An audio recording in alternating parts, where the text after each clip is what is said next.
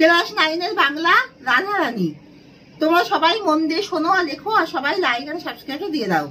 রাধারানী লিখেছেন বঙ্কিমচন্দ্র চট্টোপাধ্যায়। রাধারানী কোথায় গিয়েছিল?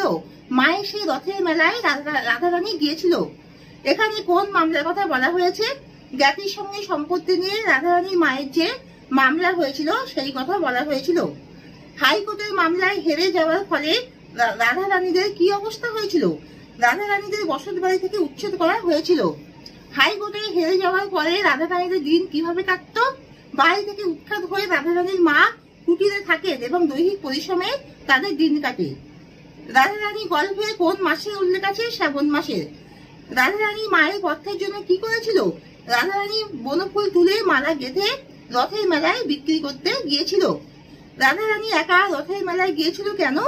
বনফুলের মালা বিক্রি করে মায়ের পত্র সংগ্রহ করার জন্য সে গিয়েছিল। রথের হাট শীঘ্র ভাঙিয়া গেল কেন? প্রবল বৃষ্টির কারণে রথের হাট ভাঙিয়া গেল। মালা কেউ কিনল না কেন? প্রবল বৃষ্টিতে মেলা খুব শীঘ্র ভেঙে গেল, তাই মালা কেউ কিনল না। রাধারানী কেন উচ্চস্বরে কাঁদিল? অন্ধকারে বাড়ি ফেরার সময় কেউ একজন রাধারানীর ঘাড়ের উপরে পড়ায় রাধারানী উচ্চস্বরে কেঁদে উঠল। রাধারানী রোদন বন্ধ করে কি বলেছিল?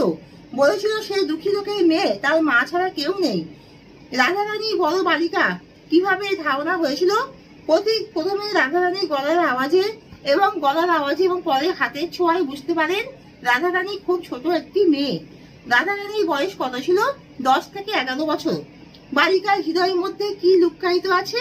সে বনফুলের মালা রথের মেলায় বিক্রি করতে গিয়েছিল, তা রাধারানীর বুকের মধ্যে লুকানো আছে। পথিক কেন মালার সন্ধান করেছিল? পথিক তার গৃহ দেবতাকে পড়ানোর জন্য মালার সন্ধান করেছিল। কখন ফিরিয়ে দেওয়ার কথা বলা হয়েছে?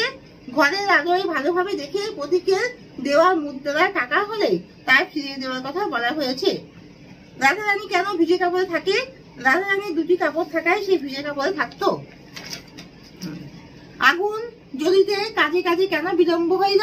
ঘরে তেল না থাকায় চালের খড় তেলে চকমকি ঠুকে আগুন জ্বালাতে গিয়ে বিলম্ব হলো। রাধারানী বাইরে এসে কি দেখলো? যে ব্যক্তি টাকা দিয়েছিলেন তিনি চলে গেলেন। পদ্মলোচনকে পথিক কি বলেছিল? পদ্মলোচনকে পথিক দুটি কাপড়ের দাম দিয়ে রাধারানীকে পৌঁছে দিতে বলেছিল। এখানে শেষ করছি, তোমরা সবাই লাইক আর সাবস্ক্রাইব দিয়ে দাও।